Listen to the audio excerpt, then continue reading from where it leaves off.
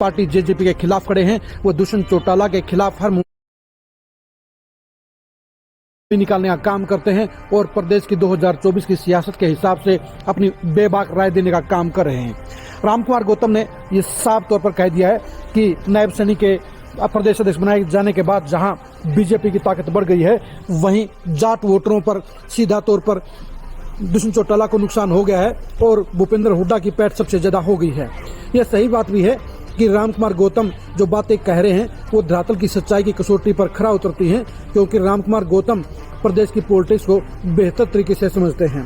ये सच्चाई भी है कि जैसे जैसे दुष्यंत चौटाला का ग्राफ नीचे जा रहा है, वैसे वैसे सबसे ज्यादा फायदा भूपेंद्र हुड्डा फैमिली को हो रहा है। जाट वोटरों का इस समय सबसे ज्यादा रुझान अगर कहीं पर है तो वो भूपेंद्र हुड्डा के साथ में है। इसके साथ साथ भिवानी महेंद्रगढ़ में लोग किरण चौधरी के साथ भी ज्यादा संख्या में जोड़ रहे हैं, यानी पूरी कांग्रेस को ही इस मामले में फायदा हो रहा है। जो कभी लोकदल का कोर वोट हुआ करता था, यानी जाट वोट बैंक सबसे ज्यादा पहले चौटाला परिवार के साथ था, देवीलाल के साथ में था, उसके बाद दुष्यंत चौटाला के साथ में था, लेकिन अब वो जाट वोट बैंक पूरी तरह से खिसक कर कहीं न कहीं कांग्रेस की तरफ जा रहा है और उसका फायदा कांग्रेस के जाट नेताओं यानी किरण चौधरी, रणदीप सुरजेवाला और भूपेंद्र हुड्डा को हो रहा है।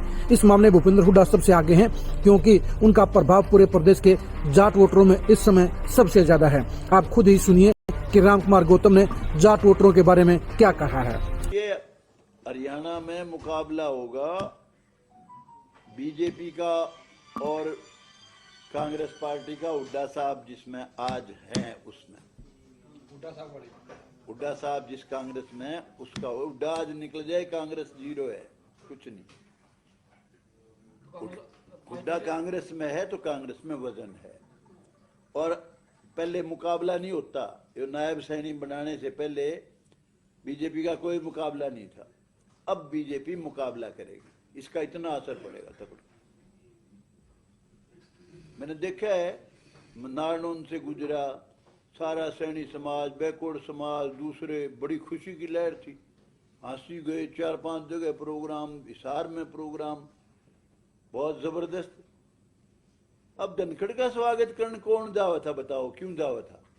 वो कहते हैं भाई चीफ मिनिस्टर दो हमारा, फिर तो हम स्वागत कर दें। ये 100 बने, हमने बतेरे देख रखे, हमारे मंत्री कितने हंड है। नायब सैनी के बनाने से मुकाबला हो गया।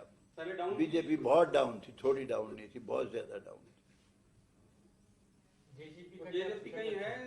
जेजेपी के है, जेजेपी के बता पूछे कंपटीशन में कहीं आपने कहा कमाल कर रहे है। जेजेपी तुम जानते नहीं, मेरे से पूछ रहे हो, कोई नाम लेनी आ नहीं पाओगा एक भी। रही समझौते की बात, ये बीजेपी वाले समझौता कर लियो। अगर एक वोट जजप्पा का कोई उसके भरोसे हो, एक वोट भी नहीं दिला सकते वो। और बीजेपी वाले जजप्पा का नहीं दिला सकते, जजप्पा को एक भी वोट। कितना है इनका पुराना तगड़े से तगड़ा कार्य, एक वोट भी नहीं दिला सकते ये। जजप्पा को ये दिला सकते नहीं, जजप्पा वाले इनको दिला सकते नहीं। तो कांग्रेस ना अभी राजस्थान में जोर लगा रखा है पूरा, जेजेपी ने कई उम्मीदवार भी खड़े किए, तो क्या चौटाला साहब ने चरण सिंह के छोरे को मारने खातर भी कैंडिडेट खड़े करे थे, कितना नुकसान पहुंचाया यूपी में। ये क्या करेंगे वह? कुछ नहीं। अपना जो जिनको टिकट नहीं मिल रही, वहां किसी ने कांग्रेस की नहीं मिली, किसी ने बीजेपी की नहीं मिली, उनको कैंडिडेट बना के सोचते हैं कुछ जो माल है छोटा मोटा अपना चुरा चुरू के, सोचते हैं भाई वहां भी थारा ईसा सप्पा लग जाए। ईसा सप्पा थोड़ी लग सकता है, सपने में भी नहीं लग सकता। तो हो लिया, वो तो खेल खत्म हो चुका भाई। सत्ता का जो ताला है नहीं, ताली ताला खत्म हो लिया, वो ताली न ताला कुछ। भाजपा के साथ जाट वोट बैंक कम है, तो जेजेपी के साथ जाट वोट बैंक होगा। जाट वोट बैंक है सिर्फ हुड्डा के पास आज, और किसी के पास नहीं है। लेकिन हुड्डा के पास आज भी और वोट नहीं है, जाट वोट है।